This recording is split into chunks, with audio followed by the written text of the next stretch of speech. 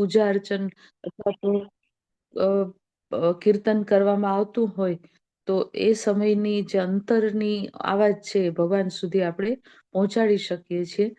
તો આ જે ગુરુદેવની વિશેષ અમૃતવાણી હતી એને ચોક્કસ ગર્ભવતી માતાઓ પોતાની ડાયરીની અંદર નોટ્સ કરશે કે સંગીતના માધ્યમથી બાળકની અંદર પણ એક વિશેષ પ્રાણ પૂરી શકાય છે અને એને ગ્રાસ્પિંગ પાવરને વધારી શકાય છે. આજે આપણી વચ્ચે જામનગર ઉપઝોન છે અને જામનગર ઉપઝોનમાંથી આદરણીય દીપાબેન કે જેઓ પરમ પૂજ્ય ગુરુદેવ અને વંદનીય માતાજીને ખૂબ જ ના વિચારોને ખૂબ જ સારી રીતે એક સક્રિય કાર્યકર્તાના રૂપમાં એ કાર્ય કરી રહ્યા છે અને વિચારો પહોંચાડી રહ્યા છે. તો એમનો વિષય છે કે યજ્ઞનું શું મહત્વ છે ગર્ભાવસ્થાની અંદર અને કયા કયા પ્રકારના યજ્ઞો ગર્ભવતી માતાઓ જો નિયમિત રીતે અપનાવે તો એના બાળકને શું લાભ થાય એ વિષય ઉપર દીપાબેન માર્ગદર્શન આપશે. તો દીપાબેન, આપનું માઇક અનમ્યુટ કરજો.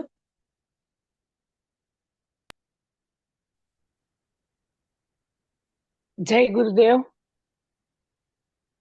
સંભળાય છે બેન?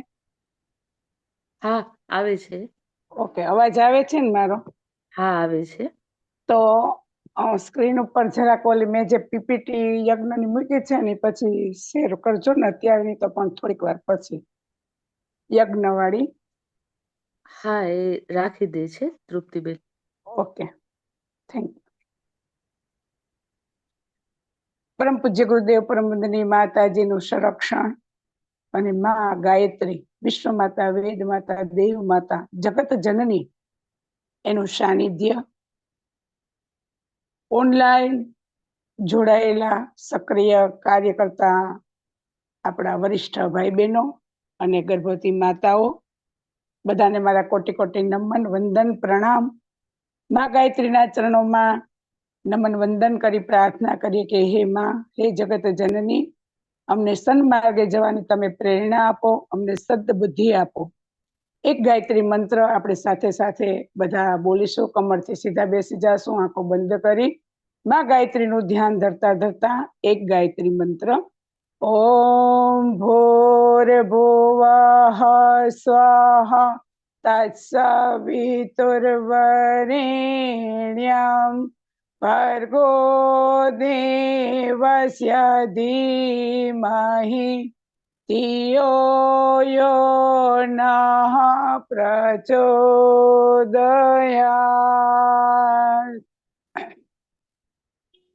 યજ્ઞ. યજ્ઞ એ સંસ્કૃત શબ્દ છે અને એના 3 અર્થ થાય છે.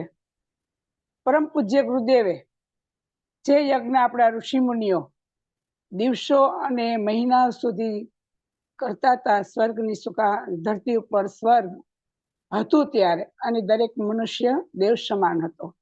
શું કામે? તો કે યજ્ઞ થતા હતા અને ઋષિ મુનિઓની એ પરંપરા પરમ પૂજ્ય ગુરુદેવે આપણે કેટલા બધા નસીબદાર છીએ, સાવ ટૂંકા સ્વરૂપમાં આપણે આપી દીધી યજ્ઞની એ રૂપરેખા. અને એના માધ્યમથી આપણે ખાસ તો ગર્ભવતી બહેનો માતાઓ એ ચાહે એવા બાળકને જન્મ આપી શકીએ છીએ. તો યજ્ઞ શું છે, એનો અર્થ શું છે, એ પહેલા એની ઉત્પત્તિ કેવી રીતે થઈ એ પહેલા આપણે સમજશું.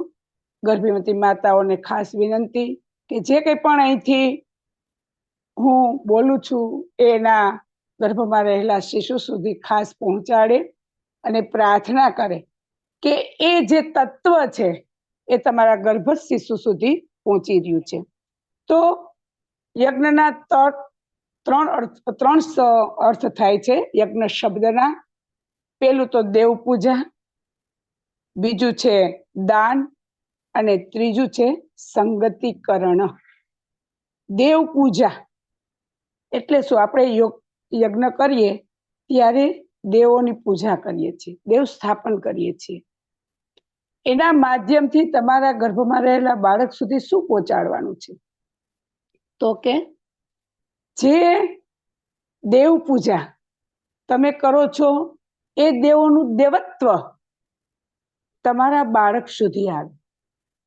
એ સંવેદના, એ ભાવ કેવી રીતે તમે ભગવાનના 56 ભોગ ધરો, પરંતુ આપણા ઘર આંગણેથી કોઈ પીડિત વ્યક્તિ, કોઈ ભૂખ્યો ગરીબ વ્યક્તિ જો ખાલી હાથે જાય તો તો એ જે છે એ દેવ પૂજા આપણા જીવનમાં, આપણા વ્યવહારિકમાં, આપણા આચરણમાં નથી. દેવ પૂજા એને કહેવાય કે જે ભાવ છે, જે આપવાની, જે દેવાની જે વૃત્તિ છે, એ તમારા બાળકમાં વિકસિત થાય, એ યજ્ઞના માધ્યમથી તમે પહોંચાડી શકો છો. ત્યારબાદ બીજું છે દાન. આપણા શાસ્ત્રોમાં યજ્ઞને મોટામાં મોટો દાન કર્મ કીધું છે કે તમે જ્યારે કંઈ પણ આહુતિઓ યજ્ઞમાં અર્પણ કરો છો ત્યારે એ આહુતિઓ દ્વારા એ વાયુમંડળમાં પ્રસરીને દરેક જીવ સૃષ્ટિ સુધી પહોંચે છે. એટલે એને મોટામાં મોટું દાન કર્મ કીધું છે યજ્ઞ. અને એ દાન કર્મ, એ દાન, એ ઉદારતા, એ વિશાળતા તમારા બાળક, ગર્ભમાં રહેલા બાળક સુધી પણ એ ગુણો પહોંચે, એ યજ્ઞના માધ્યમથી, એ શબ્દ જે આપણે દાન કર્મ કહીએ છીએ, દાન. જ્યારે તમે આપવાની વૃત્તિ, યજ્ઞ આપણે શું શીખવાડે છે? આપો. દેવાની વૃત્તિ, જે કંઈ પણ આપણે અર્પણ કરીએ છીએ એ અગ્નિની મારફત, એ ધુમાડા મારફત સર્વ જગતનું, સૃષ્ટિના કણ કણ સુધી પહોંચે છે. જેવી રીતે તમારું બાળક તમારી સાથે જોડાયેલું છે, એવી જ રીતે યજ્ઞ છે ને એ સંસારની નાભી છે, બ્રહ્માંડની નાભી છે. યજ્ઞના માધ્યમથી દરેક જીવ સૃષ્ટિને પોષણ મળે છે. એટલે એને મોટામાં મોટું દાન કર્મ કીધું છે. ત્યારબાદ છે ત્રીજો અર્થ સંગતિકરણ, સંગઠન. મોટામાં મોટો જે ગુણ છે એ સમૂહમાં રહેવાની જે ભાવના છે એ તમારા બાળકમાં વિકસિત થાય. ગર્ભવતી માતાને ખાસ આ સંગતિકરણ યજ્ઞના માધ્યમથી કોઈ એકલી વ્યક્તિ યજ્ઞ કરે તો મળે છે, પણ આ સંગઠનની જે ભાવના છે, જે વૃત્તિ છે, એ આપણે યજ્ઞના માધ્યમથી બધાને ભેગા કરીએ છીએ અને યજ્ઞના માધ્યમથી આપણે સૌ સમૂહમાં મળીને એ કાર્ય વિશ્વના કલ્યાણ અર્થે, સૃષ્ટિના કલ્યાણ અર્થે આપણે કરીએ છીએ. એટલે સંગતિકરણ. એટલે આ યજ્ઞ છે એ માત્ર ગર્ભવતી મહિલાઓને જ લાભ આપે છે એવું નથી, પણ સમગ્ર સૃષ્ટિને એ લાભ આપનારું યજ્ઞ છે. તો એ યજ્ઞની મેં તમને અર્થ કીધો. હવે આપણે યજ્ઞની ઉત્પત્તિ કેવી રીતે થઈ, તો શ્રીમદ ભાગવતમાં એક ઉલ્લેખ છે કે વિષ્ણુ ભગવાને જ્યારે એની નાભીમાંથી બ્રહ્માની ઉત્પત્તિ કરી ત્યારે એને સૃષ્ટિની રચના કરવાનું કીધું. બ્રહ્માજીએ ખૂબ તપસ્યા કરી અને આ સૃષ્ટિની રચના માટે એને દેવો, મનુષ્યો, પ્રાણી માત્રની ઉત્પત્તિ કરી અને એની સાથે મનુષ્ય માટે યજ્ઞ ધર્મનું પણ નિર્માણ કરી દીધું. અને એ યજ્ઞ ધર્મ મનુષ્યને સમજાવીને એને કહ્યું, બ્રહ્માએ કીધું કે હે માનવો, આ યજ્ઞ દ્વારા તમારો સંપર્ક સીધો દેવો સાથે જોડું છું. બ્રહ્માજીએ આમ કીધું કે આ યજ્ઞના માધ્યમથી તમે સીધા દેવો સાથે જોડાઈ જશો, એની સાથે જોડું છું. અને બીજી તરફ સર્વભૂતો એટલે કે સૃષ્ટિની સ્થાવર અને જંગમ સૃષ્ટિ છે એની સાથે પણ હું તમને જોડું છું. બ્રહ્માજીએ કહ્યું કે હે સર્વ દેવોના સ્વરૂપમાં એ જે છે અદ્રશ્ય છે, પણ તમે જેને પ્રત્યક્ષ દર્શન કરી શકશો અને તમે એને બીજા દેવો સાથે સંબંધ સ્થાપી શકો એવો જો હું દેવ તમને બતાવું, ઓળખાવું, તો એ દેવ છે અગ્નિ, યજ્ઞ. કે એ અગ્નિની મારફત તમે દ્રશ્ય ભૂતો અને અદૃશ્ય ભૂતો સુધી તમે જઈ શકશો અને એ અદૃશ્ય ભૂતોને તમે દ્રશ્યમાં પણ રૂપાંતર થઈ જાય છે. માટે અગ્નિને તમે સાક્ષાત દેવ સ્વરૂપ સમજો અને તમારી ભક્તિ, તમારું ધન, તમારું ધાન્ય, તમારી સંપત્તિ જે કંઈ પણ છે એ તમે ઉપયોગમાં લીધા પહેલા યજ્ઞનારાયણ ભગવાનને અર્પણ કરો.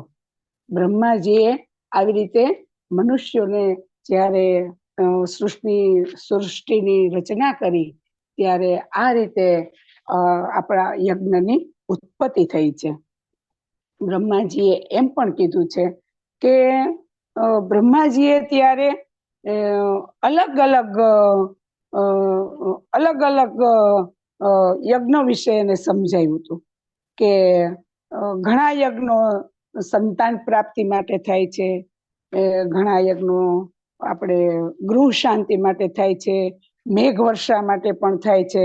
આવી રીતે જુદી જુદી શક્તિઓની અને એ જુદી જુદી શક્તિઓનું એને યજ્ઞ દ્વારા એનું નિર્માણ કર્યું.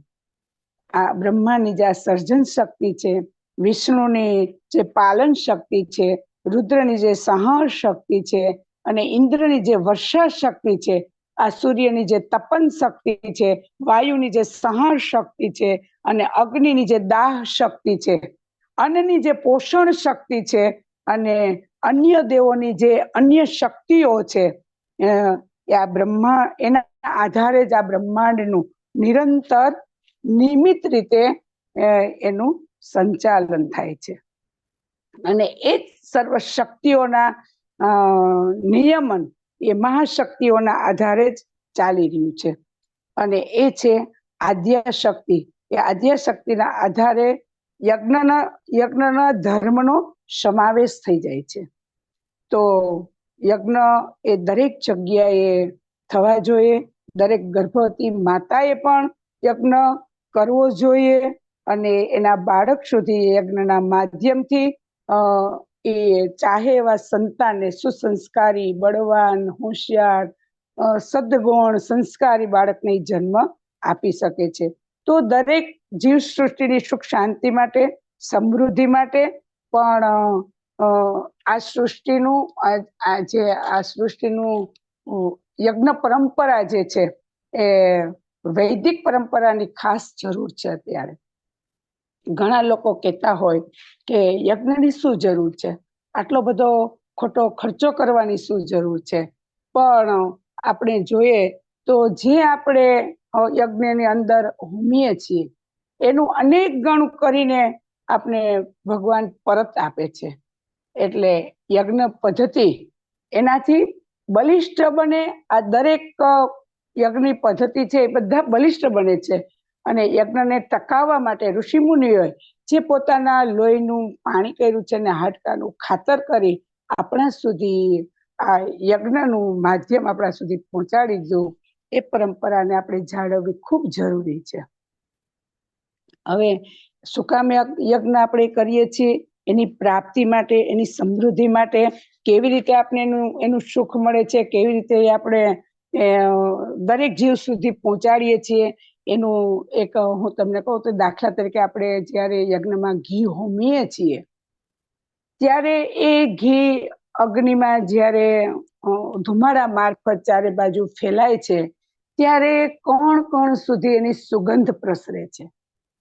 કોઈ પણ આપણે ભોગ ધરીએ છીએ, આપણે મેવા, મિષ્ટાન કે લાડુ કે કોઈ પણ આપણે દ્રવ્ય એમાં હોમીએ છીએ, જડીબુટી યુક્ત સૂકા મેવા કે જે કંઈ પણ હોમીએ છીએ, એ અગ્નિ પોતાની પાસે નથી રાખતું પણ એનું અનેક ગણું કરીને ચારે બાજુ એને વિખેરી દે છે. તો ખાસ તમે આમ જુઓ તો કીડી મકોડા નાના નાના જે જીવજંતુઓ છે એને આપણે કઈ લાડુ ખવડાવી શકીએ નહીં, કે ઘી તમે એને ખવડાવી શકતા નથી. તો એ જે છે એ આ યજ્ઞમાં જ્યારે હોમીએ છીએ ત્યારે એનું વાયુમંડળમાં રૂપાંતર થઈને દરેક સુધી પહોંચી શકે છે.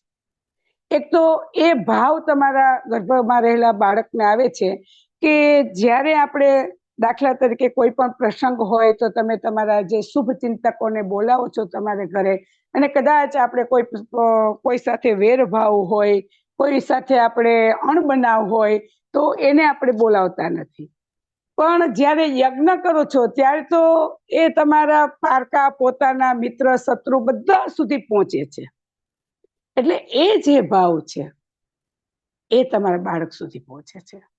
આપણે યજ્ઞના માધ્યમથી, એના ધુમાડા માધ્યમથી દરેક સુધી આપણે એ પહોંચાડી શકીએ છીએ. એટલે એક સંસ્કારી, એક શ્રેષ્ઠ, એક દિવ્ય, એક તેજસ્વી, એક ગુણવાન, એક શક્તિશાળી, આયુષ્યવાન, ભાવનાશીલ સંતાન ને જો તમારે જન્મ આપવો હોય તો કાયમને માટે નાનો એવો યજ્ઞ પણ કેવો યજ્ઞ કેવી રીતે કરી શકાય પાછળ તમને બધું કહીશ. પણ એ યજ્ઞ સાથે ગર્ભવતી બહેનોએ ખાસ જોડાવાની જરૂર છે. ઘણી જગ્યાએ અમે આ કથાના માધ્યમથી ગામડે ગામડે જતા હોઈએ, યજ્ઞના માધ્યમથી ગામડે ગામડે જતા હોઈએ, ત્યારે ઘણા બધા અમને બહેનો પૂછતા હોય કે ગર્ભવતી બહેનોને યજ્ઞ કરાય? હજી એ અંધશ્રદ્ધા આપણામાં છે. ના, અમે કહીએ કે ના, ચોક્કસ ગર્ભવતી બહેનોએ તો ખાસ નિત્ય યજ્ઞ કરવો જ જોઈએ. એના સુસંસ્કારી બાળકને જન્મ આપવા માટે ખાસ યજ્ઞ કરવો જોઈએ અને યજ્ઞ સાથે એને જોડાવવું જોઈએ. અને યજ્ઞીય જે ભાવ છે એ તમારા બાળક સુધી પહોંચાડવા જોઈએ. યજ્ઞના માધ્યમથી તમારા ઘરનું વાતાવરણ સરસ બને છે અને પવિત્ર બને છે. અને પવિત્ર વાતાવરણમાં જ્યારે તમે રહો છો ત્યારે તમારા જે વિચાર છે, તમારી જે ભાવના છે, તમારી જે સંવેદનશીલતા છે, પવિત્ર વાતાવરણમાં તમારા બાળક સુધી ચાહો એ તમે પહોંચાડી શકો છો. આપણે કહીએ કે પવિત્ર વાતાવરણનો અસર થાય? હા, થાય છે. તમે ગંગા કિનારે બેસો અને જે વિચાર તમારામાં હોય એવા ગટરના કાંઠે તમને વિચાર નથી આવતા. એ વાતાવરણ આજુબાજુનું, તમે જે સત્સંગ હોલમાં, સ્વાધ્યાય ખંડમાં તમે જે જાપ મંત્ર કરો છો, જે તમારા વિચાર હોય એ વાતાવરણમાં, અને સિનેમા હોલમાં બેસો છો ત્યારે તમારા વિચારમાં તમને ફરક દેખાશે.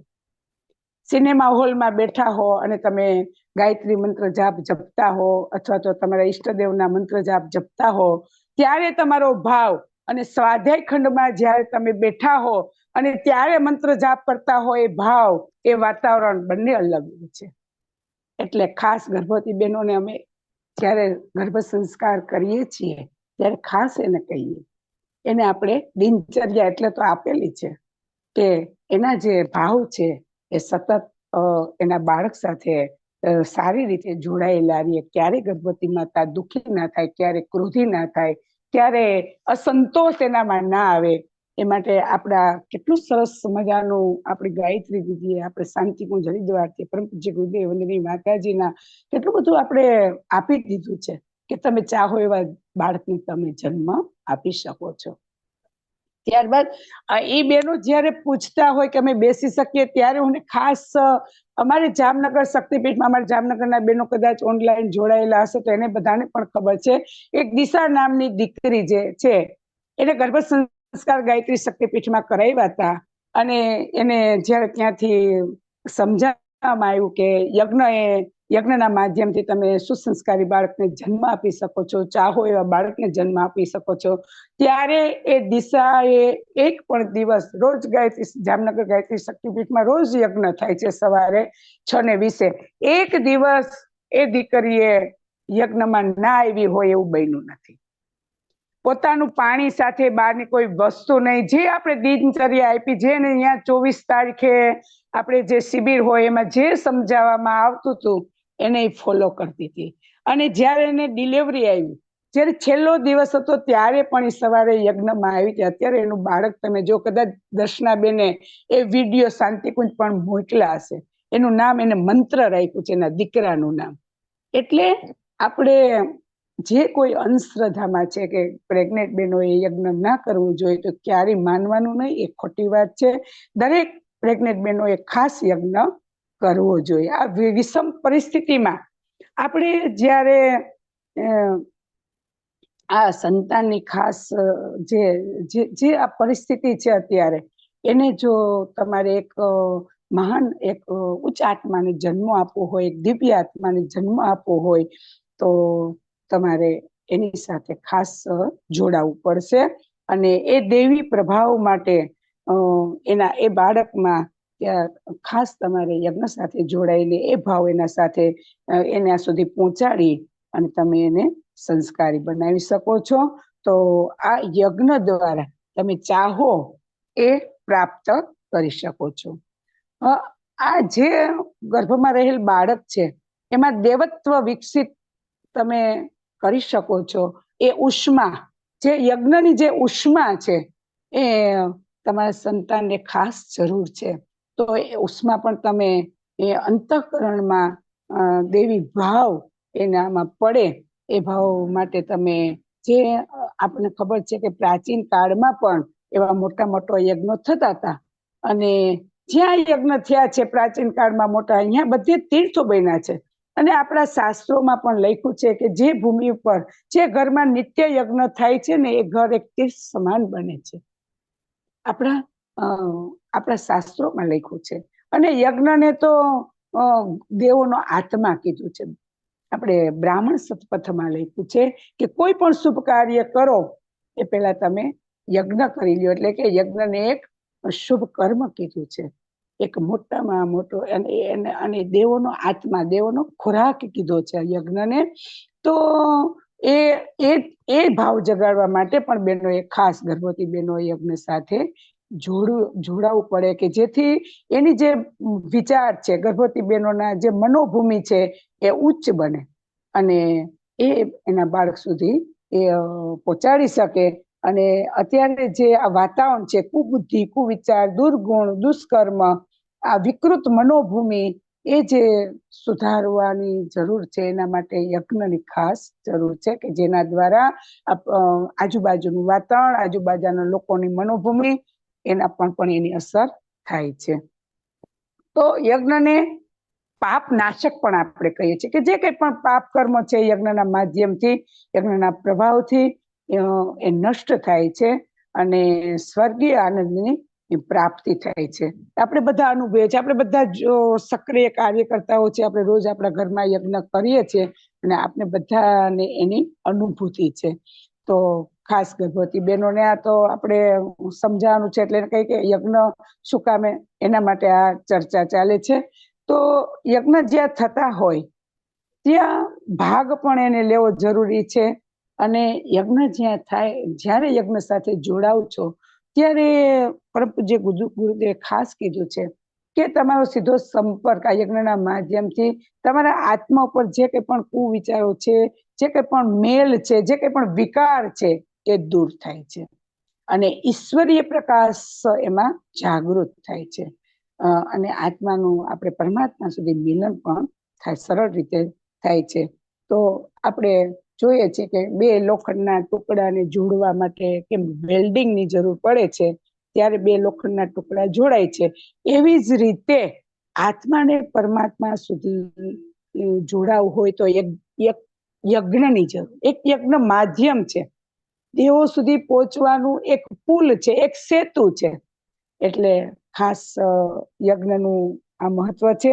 આપણે આ પીપીટીમાં પણ ઉપર જ લખ્યું છે કે યજ્ઞો વૈ શ્રેષ્ઠતમ કર્મ, યજ્ઞને શ્રેષ્ઠમાં શ્રેષ્ઠ કર્મ કીધું છે. કૃષ્ણ ભગવાને ભાગવત ગીતામાં પણ લખ્યું છે કે યજ્ઞ એક મોટામાં મોટું શ્રેષ્ઠ કર્મ છે. યજ્ઞયો હત વર્ચા ભવતી, યજ્ઞ ન કરનારનું તેજ નષ્ટ થાય છે. યજ્ઞમ જનયંતુ સૂર્ય, હે વિદ્વાનો યજ્ઞનો અનુષ્ઠાન કરો અને સંસારમાં યજ્ઞનો પ્રસાર પ્રચાર કરો. યજ્ઞો વિશ્વસ્વ ભુવનસ્ય નાભી, મેં કીધું ને પેલા કે યજ્ઞને સંસારની નાભી, બ્રહ્માંડની નાભી કીધી છે. યજ્ઞ અને મહાયજ્ઞો દ્વારા બ્રહ્મત્વનું આપણે જાગરણ કરી શકીએ છીએ. અને એક શુભ કર્મ, એક મોટામાં મોટું આપણે એક દ્રષ્ટાંત દ્વારા એને સમજીએ કે યજ્ઞને કેવી રીતે શ્રેષ્ઠ કર્મ કીધો છે. તો અયોધ્યામાં સૂર્યવંશી રાજા વૈવસ્ત મનુ, બધાએ આપણે એનું નામ સાંભળ્યું છે, ચક્રવર્તી સમ્રાટ હતો અને એ સમ્રાટના પદ ઉપર બિરાજમાન હતા. તેઓ સદા કાયમને માટે યજ્ઞ કરતા હતા, દાન કરતા હતા અને એના શાસનકાળમાં અયોધ્યાપુરીમાં કોઈ દુઃખ નહોતું, કોઈ કષ્ટ નહોતું, કોઈનું મૃત્યુ નહોતું થતું, કોઈ રોગ નહોતા, કોઈને ગઢપણ નહોતું આવતું. એવું સરસ મજાનું એ અયોધ્યાપુરમાં સ્વર્ગ જેવું વાતાવરણ હતું સૂર્યવંશ કાળમાં. અને એના કાળમાં પણ અને ધન ધાન્યથી એની સંપન્ન હતી ભૂમિ. અને ગાયો પણ ક્યારેય દૂધ ના આપતી હોય, એમ કે કાયમને માટે દૂધ આપતી ગાયો. એવું સરસ હતું, એની ઈચ્છા અનુસાર દૂધ આપતી હતી. પણ એવા સમયમાં એક વખત 12 વર્ષ સુધી વર્ષા ના થઈ, વરસાદ ના આવ્યો 12 વર્ષ સુધી. એટલે એના ગુરુ ઋષિ, જે વશિષ્ઠ ઋષિ છે, એને આદેશ કર્યો. એને આદેશ અનુસાર એને માર્કંડેય ઋષિ પાસે ગયા અને માર્કંડેય ઋષિએ એને એ સંકટમાંથી પાર પડવા માટે, એ સંકટમાંથી ઉગરવા માટે એને નર્મદાજીના પાવન તટ ઉપર રુદ્ર યજ્ઞ કરવાનું કહ્યું કે તમે રુદ્ર યજ્ઞ કરો અને એનું અનુષ્ઠાન કરવાનું કીધું કે તમે આ કરશો એટલે તમે જે ઉપદ્રવ છે એમાંથી તમે, આ જે સંકટ છે, આ જે મુશ્કેલી છે, એમાંથી તમે પાર આવી શકશો. અને એના આજ્ઞા અનુસાર આપણે અયોધ્યા સૂર્યવંશી રાજાએ વૈવસ્વતનું એ યજ્ઞ કર્યો અને વરસાદ પણ થયો અને પુનઃ બધી જીવ સૃષ્ટિ સુખ અને શાંતિ અને સંપન્ન થયા. આ યજ્ઞનું મહત્વ છે. એવા ઘણા બધા દાખલા છે.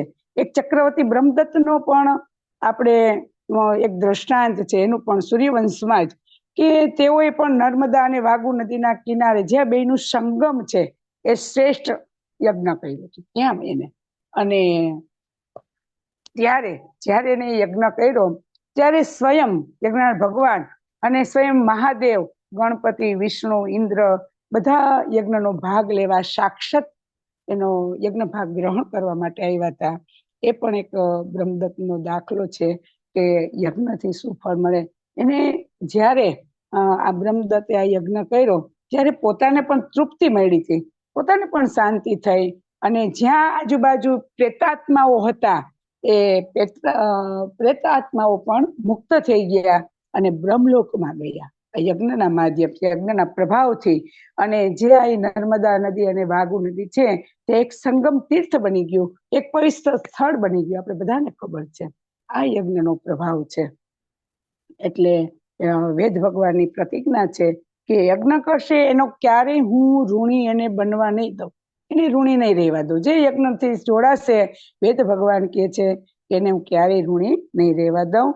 અને યજ્ઞથી તૃપ્ત ઇન્દ્રની પ્રસન્નતા પણ કાયમને માટે આપણા ઉપર વરસતી રહે છે. આ યજ્ઞનો ખૂબ પ્રભાવ છે. યજ્ઞ ઘણી રીતે થાય છે. કર્મકાંડના માધ્યમથી પણ થાય છે, સાધનો દ્વારા પણ થાય છે, આધ્યાત્મિક રીતે પણ થાય છે. તો જે કર્મકાંડ દ્વારા આપણે કરીએ છીએ, જે આધિ ભૌતિક અને સુખ શાંતિ આપે છે, ધન ધાન્ય આપે છે, ઐશ્વર્ય આપે છે, સુખ પ્રાપ્ત કરે છે. આપણે ચિકિત્સા યજ્ઞ કે જે આપણે બીમારીઓ સામે રક્ષણ મેળવવું હોય તો આપણે શાંતિકુંજ હરિદ્વાર બ્રહ્મવર્ચસમાં ઘણા બધા સંશોધન પછી આપણે એ કર્મકાંડ આપી દીધું છે. જે ચિકિત્સા યજ્ઞ દ્વારા આપણે કરીએ છીએ કે એવી જડીબુટ્ટીઓ, થાઇરોઇડ હોય, બીપી હોય કે પછી કોઈ બીજા કેન્સર જેવા રોગો હોય તો એ બધી જડીબુટ્ટીઓ મિક્સ કરીને આપણે ત્યાંથી હરિદ્વારથી શાંતિકુંજમાંથી આપણે સરસ મજાની હોમ સામગ્રી આપીએ, એનો યજ્ઞ કરાવીએ છીએ. અમારી ગાયત્રી શક્તિપીઠમાં 40 દિવસનું એ જે હોય છે એની શિબિર, એમાં જે લોકો બીપી વાળા આવે છે, ડાયાબિટીસ વાળા આવે છે અને એના રિપોર્ટ પોતે પેલા કરાવેલા હોય, પછી 40 દિવસ યજ્ઞ સાથે જોડાય છે. અને 40 દિવસ યજ્ઞ સાથે જોડાયેલા પછી એનું બીપી અને ડાયાબિટીસ બધું નોર્મલ થઈ ગયું હોય છે. એવા દાખલા આપણે જોઈએ છીએ. એ યજ્ઞનો પ્રભાવ છે. એ યજ્ઞનું મહત્વ છે કે કોઈ પણ વસ્તુમાં યજ્ઞ ખૂબ જરૂરી છે. પછી સાધના દ્વારા જે આપણે સાધના કરીએ છીએ, જે તપ કરીએ છીએ, આપણે અનુષ્ઠાન કરીએ છીએ, પછી 1/10 ભાગ કે 1/7 ભાગ આપણે યજ્ઞનો હોમ કરવો પડે, ત્યારે જ આપણું અનુષ્ઠાન પૂર્ણ થયું કહેવાય. એટલે યજ્ઞ એ શું શીખવે? પુરુષાર્થી આધિભે દૈવિક નેતૃત્વ, રાજ્ય, રૂપ, રંગ, કીર્તિ પ્રદાન કરે છે સાધના દ્વારા. આધ્યાત્મિકતાના ગુણ પણ વિકસિત થાય છે તમારા બાળકમાં, કે જે યોગાભ્યાસ દ્વારા હવન કરનારને જે ઇન્દ્રિય નિગ્રહ, જે મન પર એના માનસિક પોતે જે કંઈ પણ વિચાર હોય એનું પર એનું પ્રભુત્વ એ લાવી શકે છે અને બ્રહ્માનો સાક્ષાત્કાર થાય છે. એવી રીતે શૃંગી ઋષિએ રાજા દશરથને, આપણે બધે એનું ઉદાહરણ આપીએ છીએ આપણે ગર્ભવતી બહેનોને જ્યારે ગર્ભ સંસ્કાર કરીએ છીએ ત્યારે કે દશરથને પુત્રેષ્ઠી યજ્ઞ કરાવ્યો હતો અને એને દ્વારા એને રામ, લક્ષ્મણ, ભરત, શત્રુઘ્ન જેવા સંતાનોને જન્મ આપતો હતો. તમે પણ એવા સંતાનોને જન્મ આપી શકો છો. દરેક ગર્ભવતી મહિલાઓ એવા બાળકને જન્મ આપી શકે છે આ યજ્ઞના માધ્યમથી. જ્યારે લંકા પર દરેક રીતે યજ્ઞ કરી શકે છે. જે લંકા પર જ્યારે રામ ભગવાન લડાઈ કરવા જવાના હતા ત્યારે ખબર પડી આ અસુરોને, રાવણને, કે ભાઈ આપણો આમાં વિજય અશક્ય છે, ત્યારે એ લોકોએ પણ એની પાસે રામ સામે વિજય મેળવવા માટે યજ્ઞ કર્યો હતો અને એ તાંત્રિક યજ્ઞ હતો. અને એ યજ્ઞનો ધ્વંસ કરવા માટે વાનર સેના ગઈ અને એ યજ્ઞનો ધ્વંસ કરાયો. નહીતર આજે પણ એ નકર રાક્ષસો અજય બની જતા હતા. એટલે એ યજ્ઞનો ધ્વંસ, એટલે કહેવાય છે કે યજ્ઞ દ્વારા દરેક વસ્તુ તમે પ્રાપ્ત કરી શકો છો અને એમાં સફળતા પણ તમે મેળવી શકો છો. અને એ ધ્વંસ, એ વાનર સેનાને લીધે રાવણના યજ્ઞનો ધ્વંસ થયો અને રામનો વિજય થયો, આપણે બધાને ખબર છે. એ રીતે બલિરાજાએ પણ એટલા બધા યજ્ઞ કર્યા હતા કે ત્યારે સર્વોપરી શક્તિમાન ગણાતો હતો બલિરાજા. આપણે બધાને ખબર છે. અને જો એને વધારે 1-2 યજ્ઞ કર્યા હોત તો એ રાક્ષસ અનિશ્ચિત કાળ સુધી સ્થિર થઈ જાત અને ભગવાને બલિરૂપ વામન રૂપ ધારણ કરી અને 3 ડગલામાં બલિરાજા પાસે બધું માંગી લીધું, સર્વસ્વ માંગી લીધું અને એની ઉપર વિજય એ રીતે આપણે કરી શક્યા. નહીતર એની ઉપર પણ એવી રીતે રાજા જન્મેજયનું પણ ઉદાહરણ છે કે જન્મેજય પણ પોતાના પિતા પરીક્ષિતને જ્યારે એનો બદલો લેવો હતો એટલે એને નાગોથી લેવા માટે નાગ યજ્ઞ કર્યો હતો અને જન્મેજય અને વાસુકી ઇન્દ્રાસનને વીંટળાઈ ગયા હતા અને ઇન્દ્રાસનને મેળવવા માટે પણ એને યજ્ઞ કર્યો હતો. એટલે આવા તો અનેક દાખલાઓ આપણા શાસ્ત્રોમાં છે. રાજા દ્રુપદે પણ યજ્ઞ કર્યો હતો દ્રોણાચાર્યને મારવા માટે, કે એવા બળવાન પુત્રને એને જરૂર હતી અને એની કામના કરી હતી અને એના માટે પણ એને યજ્ઞ કર્યો હતો. આવા પુત્ર પ્રાપ્તિ માટે પણ એને યજ્ઞ કરાવ્યો હતો. એવા અનેક અનુષ્ઠાન તમે કરો કે કોઈ યજ્ઞ કરો ત્યારે આપણે શું કરીએ છીએ કે બીજાને આપવાની ભાવના જાગૃત થાય છે યજ્ઞના માધ્યમથી.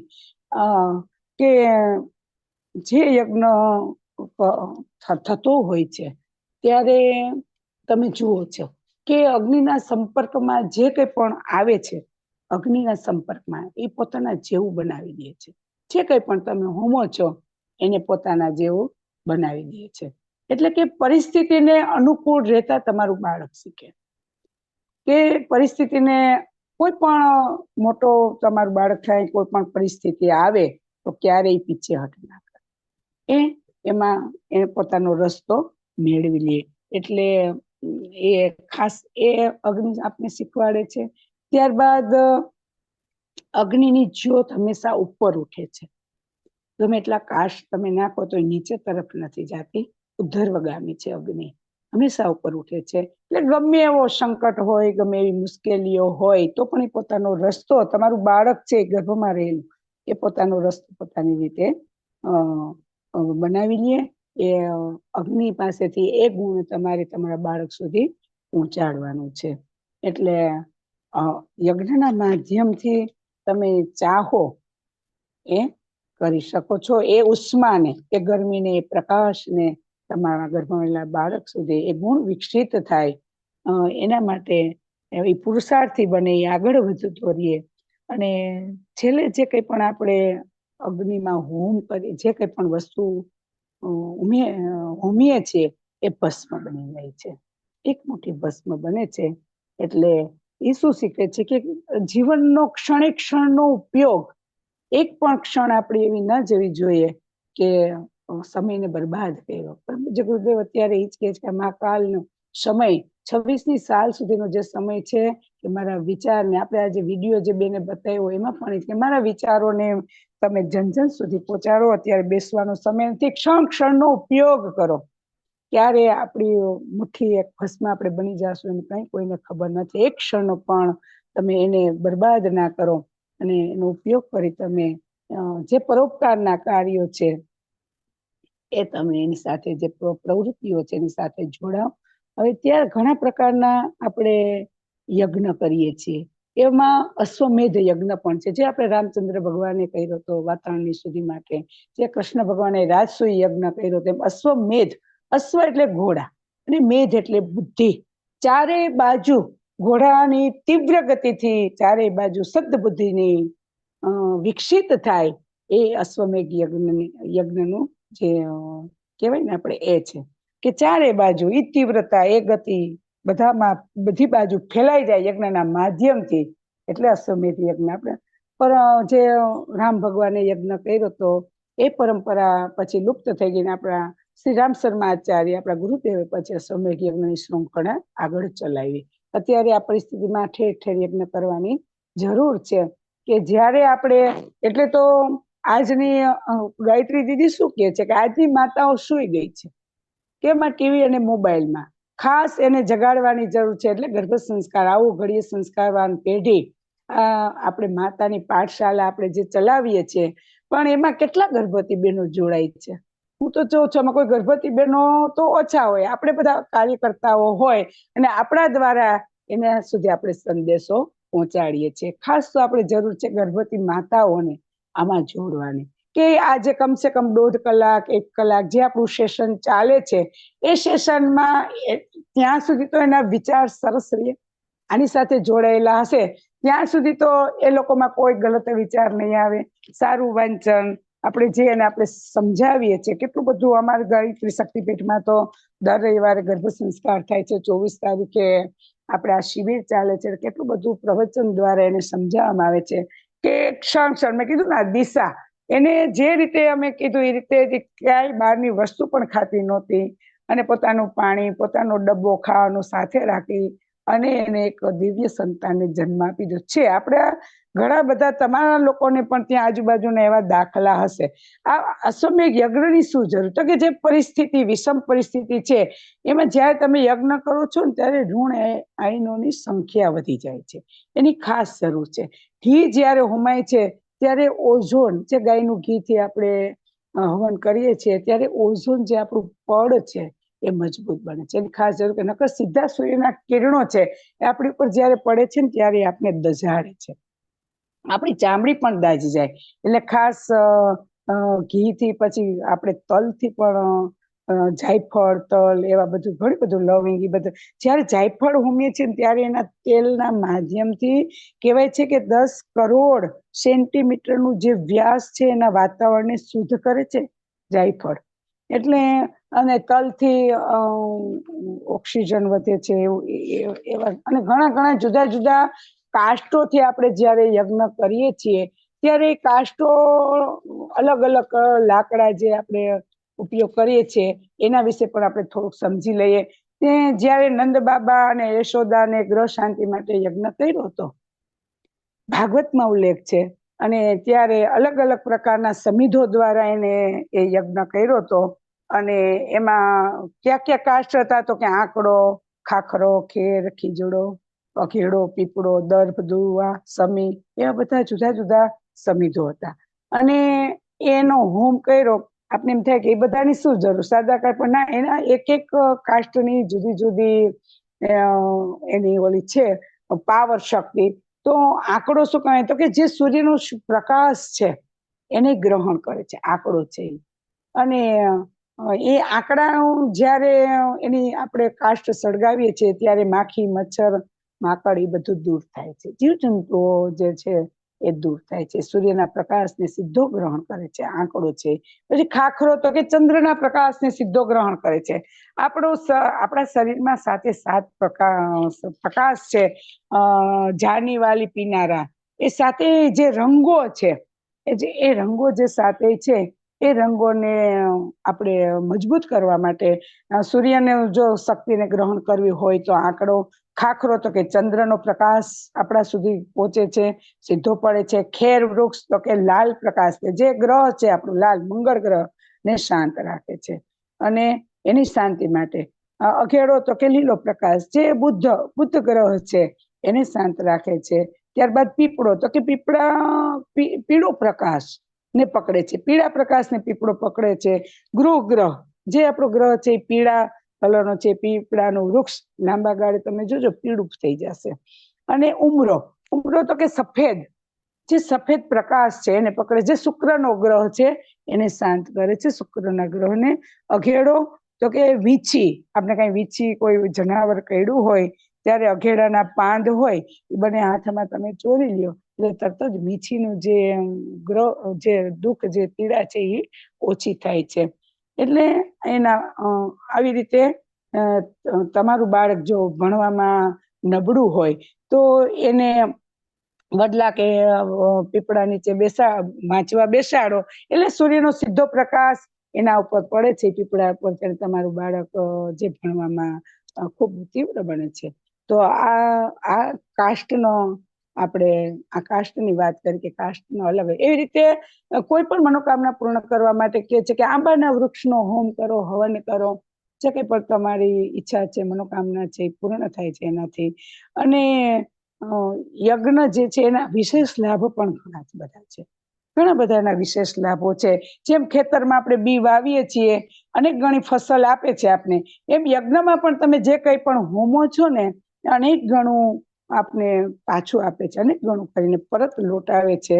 આકા જે હવન કરીએ છીએ એના જે ધુમાડા છે એ યજ્ઞ છે, એ બી છે, અને આકાશ રૂપી ખેતરમાં એ ચારે બાજુ વવાઈ જાય છે અને ફરી પાછી પૃથ્વી તત્વને જે શક્તિ છે એ શક્તિને હજારો ગણી બનાવીને અધિક મેળવવામાં આવે છે.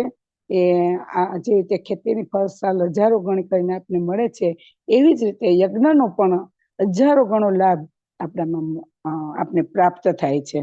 તો એ રીતે જુદા જુદા રોગ માટે પણ જુદી જુદી કાષ્ટ વાપરવામાં આવે છે, અને જુદા જુદા આપણે શું કહેવાય બીમારી માટે પણ જુદા જુદા કાષ્ટ વાપરવામાં આવે છે.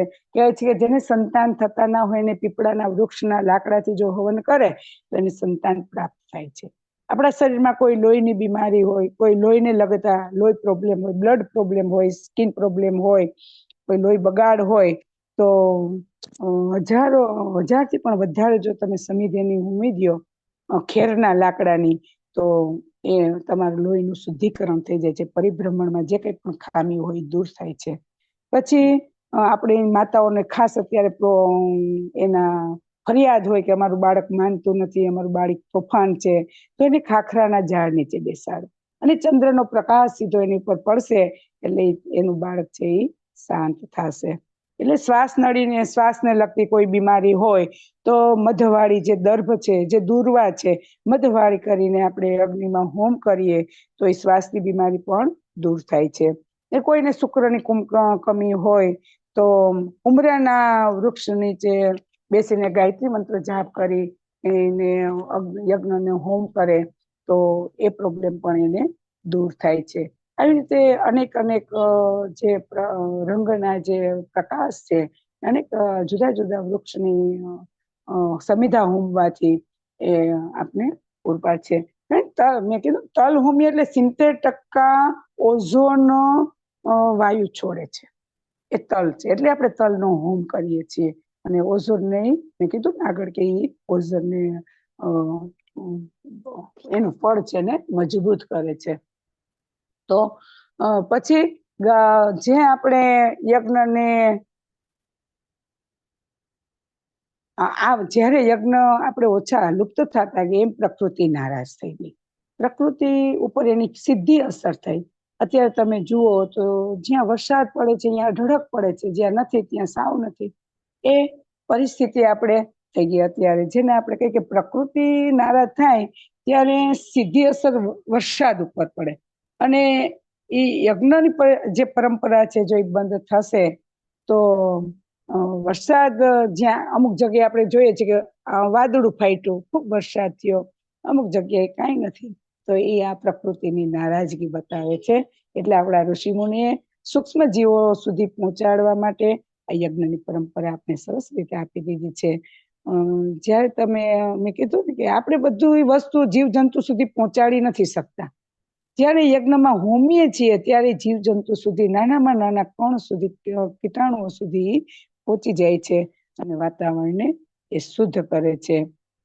તો એ વાતાવરણ પવિત્ર હશે તો બધાના વિચાર પવિત્ર બનશે, અને વિચાર પવિત્ર હશે તો એ વ્યક્તિત્વ પવિત્ર બનશે, અને વ્યક્તિત્વ જ્યારે પવિત્ર હશે ત્યારે એ વ્યક્તિથી એનો સમાજ, અને સમાજથી આપણું રાષ્ટ્ર અને દેશ પણ સારું બને છે. તો આ પરમ પૂજ્ય ગુરુદેવનું જે સ્વપ્ન છે કે ધરતી પર સ્વર્ગ અને દરેક માણસ દેવ સમાન બને, તો એ ક્યારે આપણે કરી શકીએ કે આવી રીતે યજ્ઞમાં ભાગ લઈ અને એનો આપણા તમારા ગર્ભમાં રહેલા બાળક સુધી તમે તે પહોંચાડો, ત્યારે એનું સ્વપ્ન આપણે સાકાર કરી શકીએ. તો એવા વાતાવરણની ખૂબ જરૂર છે. અને એ વાતાવરણ તમે ક્યારે બનાવી શકો? એ યજ્ઞના માધ્યમથી તમારા ઘરનું વાતાવરણ એવું બને છે. તો તમને મોટો યજ્ઞ કરવાનો ટાઈમ ના હોય તો નાનો યજ્ઞ કરી લ્યો. નેનો યજ્ઞ જેને કહેવાય છે, એ ગુરુ ગાયત્રીનું આહવાન, એક એવું વાસણ લઈ લ્યો અને એમાં એક મોટી વાટ રાખી અથવા તો છાણું રાખી અને ગુરુ ગાયત્રીનું આહવાન કરી ગાયત્રી મંત્ર અને મામૃત્યુંજયની મંત્ર અને આહુતિ આપી તમારા ઘરના વાતાવરણ હવન સામગ્રીમાં કપૂર મેળવી દો, ગાયનું ઘી મેળવી દો, તલ મેળવી દો, જુદી જુદી હવન સામગ્રી મેળવી અને ગુરુ ગાયત્રીનું આહવાન કરી એનું મંત્ર દ્વારા એની આહુતિ આપી અને પછી શાંતિ પાઠ કરી. એ 10 જ મિનિટનો યજ્ઞ છે, એની સાથે તમે જોડાઈ શકો. એ પણ ના થઈ શકે તો સવારે જ્યારે તમે ઉઠો છો ત્યારે જ્યારે તમે ધૂપ દીપ કરો છો, સ્તુતિ કરો છો, ત્યારે જે દીવો કરો છો, દીવામાં ઘીનું ટીપું પાડી પાડીને પણ તમે યજ્ઞ કરી અને એ ભાવ તમારા બાળક સુધી તમે પહોંચાડી શકો છો. તો ખાસ ગર્ભવતી બહેનો યજ્ઞ સાથે જોડાય.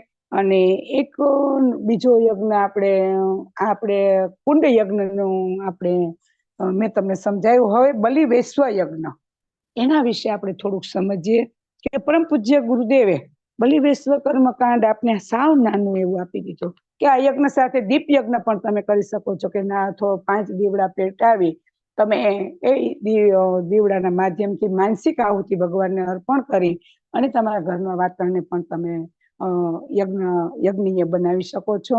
તો એ દીપ યજ્ઞ, ત્યારબાદ આવે બલિ વૈશ્વ યજ્ઞ વિશે આપણે થોડુંક સમજીએ. ખાસ ગર્ભવતી બહેનો માટે એ જરૂરી છે. પરમ પૂજ્ય ગુરુદેવ તો શું કીધું છે ખબર છે કે બલિ વૈશ્વ ઉત્તમ મહાપુરુષોની ખાણ. તમારે મહાપુરુષોને જો જન્મ આપવો હોય તો બલિ વૈશ્વ યજ્ઞ રોજ કરો. કહેવાય છે ને કે સ્વાધ્યાય વિના શયન નહીં અને બલિ વૈશ્વ યજ્ઞ સિવાય ભોજન નહીં. જ્યારે બલિ વૈશ્વ યજ્ઞ ઉત્તમ મહાપુરુષોની ખાણ શું કામ કીધું? પરમ પૂજ્ય ગુરુદેવ શું કે છે ખબર છે કે કોઈ પણ રાષ્ટ્રની સાચી સંપત્તિ હોય ને તો એ દેશના મહાપુરુષો છે. ધનથી, સંપત્તિથી, બુદ્ધિથી તો દરેક દેશ ચમકતો હોય, પણ એ ચમક જાજો સમય નથી રહેતી. એ ચમક અમુક વર્ષે ઝાંખી પડી જાય છે, પણ સમાપ્ત થઈ જાય. પણ જો મહાપુરુષો દેશમાં હોય તો એ યુગાંતર સુધી એનો પ્રકાશ, એનું સાહસ, એની પ્રેરણા, એનું માર્ગદર્શન એ આપણે આપતા રહીએ છીએ. આપણે જોઈએ છે, આપણે બધાને ખબર છે કે એવા ઘણા બધા શ્રીમંતો હશે, ઘણા બધા એવા રાજાઓ હશે કે જેને આપણે જીવતા ને મરતા જોયા છે, પણ કોઈ એને યાદ પણ નથી કરતું. જ્યારે જે મહાપુરુષો છે, હરિશ્ચંદ્ર છે, સીબી રાજા છે, દધીચી, શિવાજી, રાણા પ્રતાપ, બુદ્ધ, મહાવીર, ગાંધી, મીરા, આપણે આજે એને પણ યાદ કરીએ છીએ અને એના ચરણોમાં નતમસ્તકે આપણે વંદન પણ કરીએ છીએ. જો એવા મહાપુરુષોને તમારે જન્મ આપવો હોય તો બલિ વિશ્વ યજ્ઞ સાથે જોડાઓ. સાવ ટૂંકું કર્મકાંડ ગુરુદેવે આપી દીધું છે કે 10 જ મિનિટ 5 જ મિનિટનું કર્મકાંડ છે. પેલા એનું મહત્વ શું છે આપણે સમજી લઈએ. બલિ વિશ્વ યજ્ઞનું મહત્વ શું છે? તો આપણું શરીર છે એ અન્નમાંથી બને છે અને વિકસે છે. અને અન્નમાં જે સૂક્ષ્મ જીવ તત્વો રહેલા છે એનામાંથી જ અન્નમય કોષ બને છે. તમારા ગર્ભમાં રહેલા બાળકનો પણ અન્નમય કોષ બનતો હોય. એ અન્નમય કોષ એટલે કે છે ને કે અન્ન ઉપર ખાસ પ્રભાવ પડે છે. ગર્ભવતી બહેનોને એટલે જ કહે છે કે જ્યાં ત્યાં બહારનું ક્યારેય નહીં ખાવાનું. તો એ અન્નમય કોષ બને છે અને સ્થૂળ અન્ન જ્યારે આપણે મોઢામાં મૂકીએ છીએ ત્યારે એનો સ્વાદ આવે છે. પેટમાં જાય એટલે એનો ગુણ પ્રગટ થાય છે. કેમ આપણે મરચું ખાય તો તીખું લાગે, આપણે છાતીમાં બળતરા થાય, એટલે એનો ગુણ, તમે જેવો ખોરાક ખાઓ એનો સ્વાદ પ્રગટ થાય. અને જ્યારે તમે સાત્વિક ખોરાક ખાઓ છો ત્યારે એ ગુણ નો પ્રભાવ તમારા માં પડે છે અને એ વ્યક્તિના સંસ્કાર પણ એ કારણ શક્તિ બને છે અને એ સંસ્કાર પણ એ વ્યક્તિમાં પડે છે.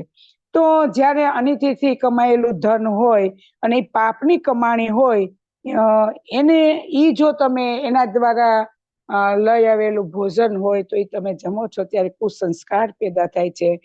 માનવી છે એ રોગી બને છે. કહેવાય છે ને જેવું ખાવું અન્ન એવું બને મન.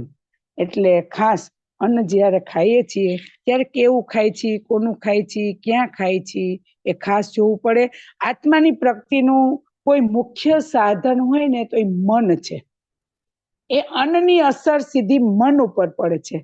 તો મન એ જ આપણા મોક્ષ અને બંધનનું કારણ છે. ગીતામાં કીધું છે કે મન એવ મનુષ્યાણામ કારણમ બંધ મોક્ષયો. મનની ચંચળતા અને કુટિલતાને નિયંત્રણમાં રાખવી હોય તો આધ્યાત્મિક માર્ગમાં પ્રગતિ થાય છે. નહીંતર આધ્યાત્મિક માર્ગ ઉપર તમે જ્યારે આગળ ચાલો ત્યારે તમે મનનું નિર્માણ કરી શકો છો.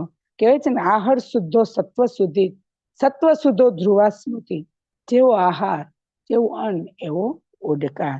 એના ઘણા બધા પરમ પૂજ્ય ગુરુદેવે બલિ વિશ્વ યજ્ઞની બુકમાં દ્રષ્ટાંત આપ્યા છે. અને અન્નનો ભોજનનો પ્રભાવ કેવી રીતે પડે છે એના ઘણા બધામાં દ્રષ્ટાંત છે કે ભોજનના પ્રભાવથી જ માણસના ગુણ, કર્મ અને સ્વભાવ બને છે. એમાં બ્રિટનની માન્ચેસ્ટર મેડિકલ રિસર્ચ ઇન્સ્ટિટ્યૂટમાં એક પ્રયોગ કરવામાં આવ્યો હતો સફેદ ઉંદરનો. કે ઉંદર જે સફેદ હતા બધા શાંત હતા, શાંત સ્વભાવવાળા હતા. એક ઉંદરને બીજા પાંજરામાં મૂકી એને તીખું, તેલવાળું, મસાલાવાળું ભોજન ખવડાવ્યું અને પછી 1 મહિના સુધી, અને પછી એ ઉંદરને બધા ઉંદર સાથે રાખ્યો તો બધા ઉંદરોને ઝઘડીને લોહી લુહાણ કરી નાખ્યા. આ ભોજનનો પ્રભાવ. અને જ્યારે પાછા એ ઉંદરને જુદું રાખીને સાત્વિક ભોજન ખવડાવ્યું અને પાછો જ્યારે જોયું તો ફરીથી પાછો એનો જે સ્વભાવ શાંત હતો એ સાત્વિક ભોજનથી એનું પાછું એ જે ગુણ હતો એ એનામાં આવ્યો. એટલે કે છે ભોજનનું ખૂબ વ્યક્તિ ઉપર એનું પડે છે. માણસનું વ્યક્તિત્વ, ગુણ, કર્મ, સ્વભાવ ઉપર પડે છે અને એના જ સંસ્કાર બને છે. એટલે ખાસ ભોજન જ્યારે કરો છો ત્યારે ખાસ જોવું પડે છે. એક આપણે ભાવનગરની દીકરી રાજકુંવરબાનું પણ દ્રષ્ટાંત આપેલું છે કે રાજકુંવરબા ના લગ્ન ભાવનગરના રાજવી સાથે થયા હતા એક. અને લગ્ન પછી એને ખબર પડી કે એના પતિને શરાબ પીવાની ખૂબ ટેવ હતી. એ દીકરીના રાજકુંવરબાની દીકરી એના દાદા હતા. એ દાદા છે ગાયત્રી પરિવાર સાથે જોડાયેલા હતા. ગુરુદેવ સાથે પણ એને સંપર્ક હતો. એટલે 6 મહિના તો દીકરીએ કોઈને વાત ના કરી કે આવી કુટેવ છે ને. પણ પછી એના દાદાને એને વાત કરી એટલે એને દાદા ગુરુદેવ પાસે લઈને જાય છે રાજકુંવરબાને. અને રાજકુંવરબા ગુરુદેવને પ્રણામ કરીને કહે છે, આ બધી એની વાત કરે છે, ત્યારે ગુરુદેવ કહે છે કે બેટા બલિવેશ્વર યજ્ઞ કરો રોજ, અને બલિવેશ્વર યજ્ઞ કરીને જે ભોજન વધે એ તમારા પતિદેવને જમાડો તમે. અને ગાયત્રી મંત્ર બોલતા બોલતા કેવી રીતે બલિવેશ્વર યજ્ઞ કરવો હું પછી તમને કહું છું, કઈ રીતે આપણે કરીએ બલિવેશ્વર યજ્ઞ કેવી રીતે કરવો જોઈએ, અને એ યજ્ઞના માધ્યમથી કયા કયા દેવોને તૃપ્તિ, કયા કયા દેવોને આપણે ભોજન કરાયું. તો એ જ્યારે એને રાજકુંવરબાએ બલિવેશ્વર યજ્ઞની આખી પદ્ધતિ ગુરુદેવને સમજાવી, અને એ રીતે 5 આહુતિ અન્નને આપીને યજ્ઞનાથ ભગવાનને જમાડીને પછી જે પ્રસાદ તરીકે એને આપતા એની ભોજનમાં, ત્યારે ધીમે ધીમે એના પતિદેવમાં સુધારો થાય છે, અને શરાબનું જે વ્યસન હતું સાવ મૂકી દે. પછી પતિ પત્ની બંને ગુરુદેવ પાસે જાય છે અને એને પ્રણામ કરીને બધી વાત કરે છે. ત્યારે ગુરુદેવ કહે છે કે બલિવેશ્વર અન્નનો ખૂબ પ્રભાવ છે, બલિવેશ્વર યજ્ઞનો ખૂબ પ્રભાવ તમારા બાળક ગર્ભમાં રહેલા બાળક સુધી પણ ખૂબ એનો પ્રભાવ પડે છે. તો ઊંચા વિચારો અને સંસ્કારિક ભોજન અને ભોજન બનાવનારની પવિત્રતા, અન્નના પદાર્થો ક્યાં ક્યાં વાપરા છે, એની મહેનત, એની પ્રામાણિકતા, એ બધું એમાં ખૂબ ભાગ ભજવે છે. અને એ જ્યારે શુદ્ધ હોય ત્યારે એક સંસ્કારી વ્યક્તિનું આપણે નિર્માણ કરી શકીએ છીએ. ઘણા એવા અનેક દાખલા છે કે એક સાધુ સંત હતા. સાધુ સંતનું તો શું કાર્ય હોય કે ગામ ગામ જાવું, પાદરમાં બેસી કથા કીર્તન કરી, પ્રવચન આપી અને માણસને સાચો રસ્તો દેખાડવો.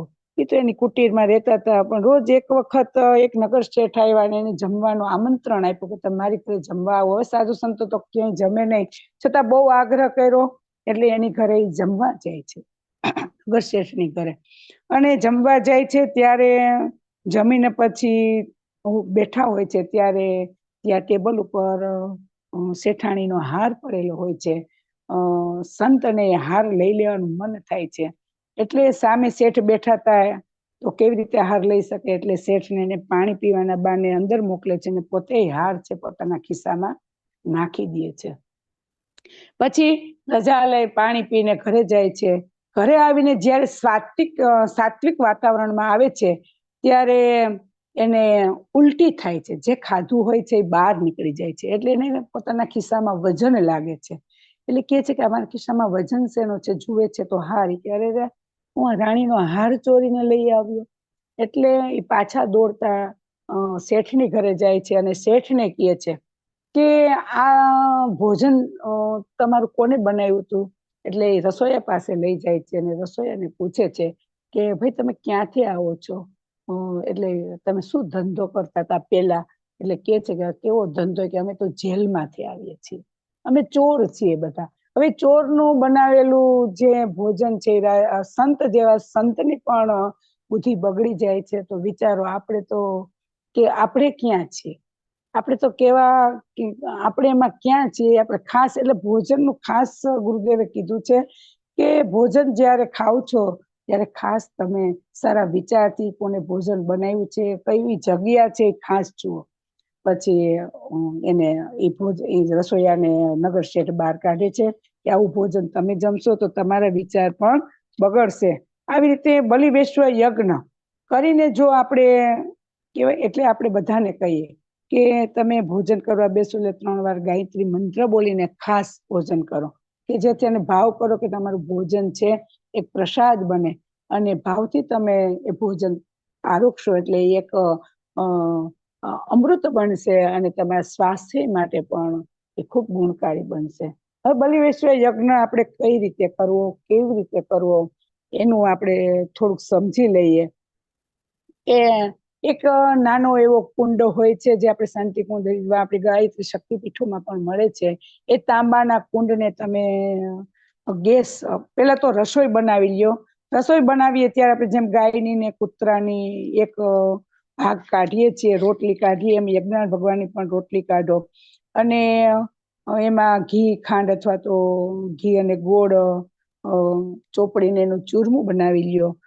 5 કોળિયા જુદા રાખો, મગફળીના દાણા જેટલા, અને યજ્ઞનાથ ભગવાનને અર્પણ કરવાના છે 5 કોળિયા. અને બાકીનું જે વધે એ પછી બધાને પ્રસાદ તરીકે આપવાનું છે. પણ એ 5 કોળિયા અર્પણ કરતી વખતે આપણે ગાયત્રી મંત્ર જ છે, એમાં ભાવ કરવાનો છે. જ્યારે તમે રસોઈ બની જાય ત્યારે ગેસ ઉપર તમે તાંબાનો અથવા તો કોઈ પણ વાસણ હોય એ રાખી અને ભાવથી ગાયત્રી મંત્ર બોલે કે ઓમ ભૂર્ભુવઃ સ્વઃ તત્સવિતુર્વરેણ્યં ભર્ગો દેવસ્ય ધીમહિ ધિયો યો નઃ પ્રચોદયાત્ સ્વાહા ઇદં બ્રહ્મણે ઇદં નમઃ. પહેલી તમારી જે આહુતિ છે બ્રહ્મણે એટલે કે આખા બ્રહ્માંડમાં ગઈ, એમ ભાવ કરીને જમો. બીજે 5 દેવો જમવા આવે છે તમારે ત્યાં. જ્યારે તમે 5 આહુતિ આપો છો, એ 5 યજ્ઞો ક્યાં એ પણ હું તમને હમણાં થોડું કહું છું. 5 દેવો 5 આહુતિ, પછી બીજી આહુતિ આગલો તો જે ગાયત્રી એનું સ્ટીકર પણ સાથે આવે છે મંત્રોનું. તો દરેક ગર્ભવતી બેનો ખાસ એ સ્ટીકર અને કુંડ લઈ અને રોજ એના ઘરે બલિ વિશે યજ્ઞ કરી પછી જ ભોજન કરે. એનો ખૂબ પ્રભાવ તમારા બાળક ઉપર પડશે. ગાયત્રી મંત્ર બોલી ઓમ ભૂર્ભુવઃ સ્વઃ તત્સવિતુર્વરેણ્યં ભર્ગો દેવસ્ય ધીમહિ ધિયો યો નઃ પ્રચોદયાત્ સ્વાહા ઇદં દેવેભ્યો ઇદં નમઃ. એટલે બધા દેવોને જાય છે. એ દેવ યજ્ઞ થઈ ગયો. પેલો બ્રહ્મ યજ્ઞ થઈ ગયો, બ્રહ્માંડમાં ગઈ એટલે કે બ્રહ્મ યજ્ઞ થયો. બીજો દેવેભ્ય એટલે કે દેવ યજ્ઞ થઈ ગયો. ત્રીજી આવતી ઓમ ભૂર્ભુવઃ સ્વઃ તત્સવિતુર્વરેણ્યં ભર્ગો દેવસ્ય ધીમહિ ધિયો યો નઃ પ્રચોદયાત્ સ્વાહા ઇદં ઋષેભ્ય ઇદં નમઃ. ઋષિ આત્માઓને ગઈ એટલે ઋષિ યજ્ઞ થઈ ગયો ત્રીજી આહુતિ દ્વારા. હવે ચોથો કોળિયો લ્યો. ઓમ ભૂર્ભુવઃ સ્વઃ તત્સવિતુર્વરેણ્યં ભર્ગો દેવસ્ય ધીમહિ ધિયો યો નઃ પ્રચોદયાત્ સ્વાહા ઇદં નરેભ્ય ઇદં નમઃ. નર આત્માઓને, જે આપણા ઉચ્ચ આત્માઓ થઈ ગયા, જે આપણા મહાપુરુષો થઈ ગયા, અહીંયા સુધી ગઈ આહુતિ એટલે નર યજ્ઞ થઈ ગયો. હવે 5મી આહુતિ ઓમ ભૂર્ભુવઃ સ્વઃ તત્સવિતુર્વરેણ્યં ભર્ગો દેવસ્ય ધીમહિ ધિયો યો નઃ પ્રચોદયાત્ સ્વાહા ઇદં ભૂતેભ્ય ઇદં નમઃ. એટલે સૃષ્ટિના સચરાચર જીવો સુધી ગઈ આહુતિ. કેવું સરસ કર્મકાંડ બલિ વૈશ્વ યજ્ઞનું ગુરુદેવે આપને આપી દીધું છે કે હવે નાના એવા 5 મિનિટે તમને નથી થતી. ઓલા યજ્ઞનો ટાઈમ ના હોય તો 5 આહુતિ દારવા બલિ વૈશ્વ યજ્ઞ કરી તમારા ભોજનને તમે સંસ્કારિત બનાવી દો બેનો, અને તમારા બાળકને એ પહોંચાડી દો. 5 યજ્ઞ, બ્રહ્મ યજ્ઞ, દેવ યજ્ઞ, ઋષિ યજ્ઞ, નર યજ્ઞ અને ભૂત યજ્ઞ. 5 સૃષ્ટિના ભૂત એટલે તમારા જે પિત્રો છે એ પણ એનાથી તૃપ્ત થશે.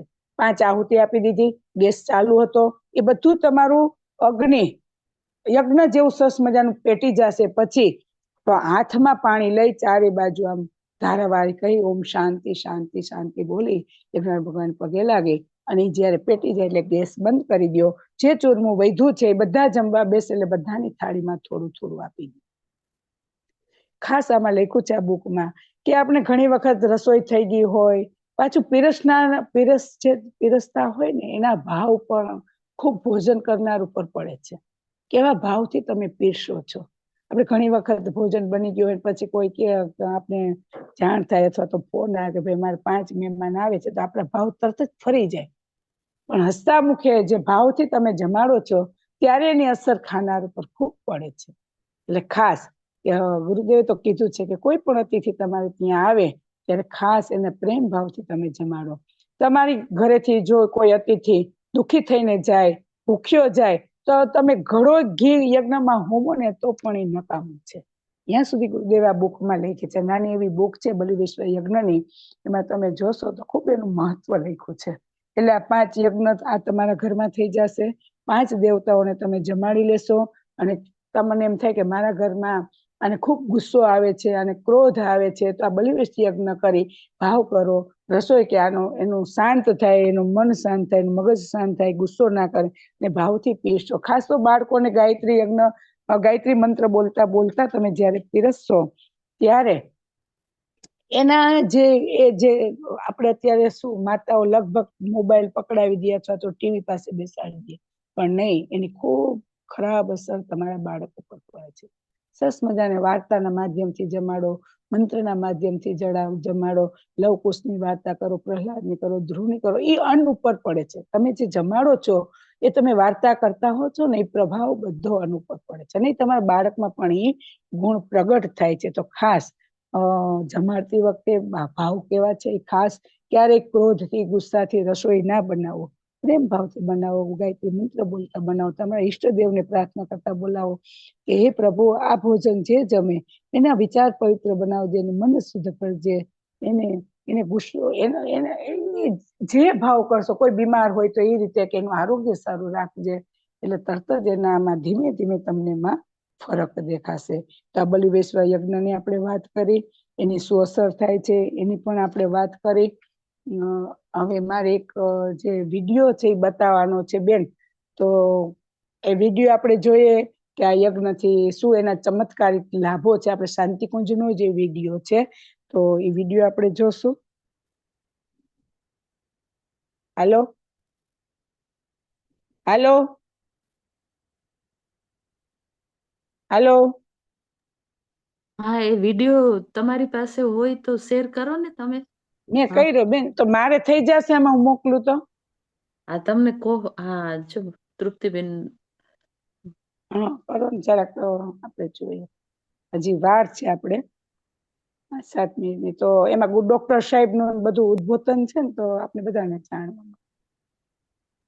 એટલે યુટ્યુબ નો હશે ને તો નહીં હા, એ થાય. મેં તમને છેલ્લે યુટ્યુબ લિંક નો જે છેલ્લે મેં તમને લિંક મોકલી ને બેન, એમાં ઈ છે છેલ્લે જે મેં તમને મોકલી ને, યુટ્યુબ ની જ છે.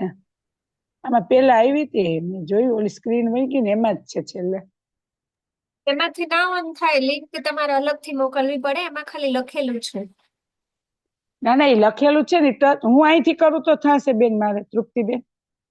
તો તમે કરી દો. અચ્છા, ઓકે, જોઈ લો. મને પણ આમાં થવું જોઈએ ને. સંગીતાબેન મેં મોકલી છે છેલ્લે, પાછી ખાલી યુટ્યુબ ની. આ ઓલી સ્ક્રીન બેન કરો તો, આવા દો તો, સ્ક્રીન સેટ કરો તો, શેર કરો તો, જે પેલા હતી યજ્ઞની એમાં નીચે છે.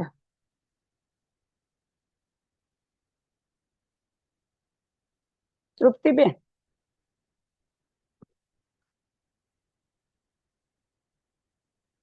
જે પેલી સ્ક્રીન હતી ને આપડી, એ જરાક આમાં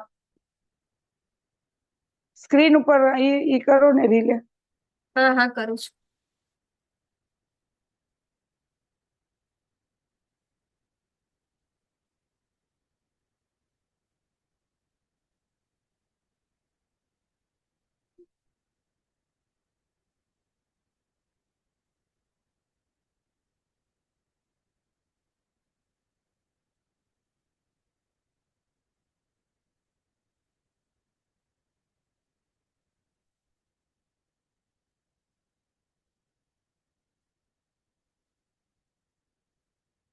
હા, બસ આ જ છે.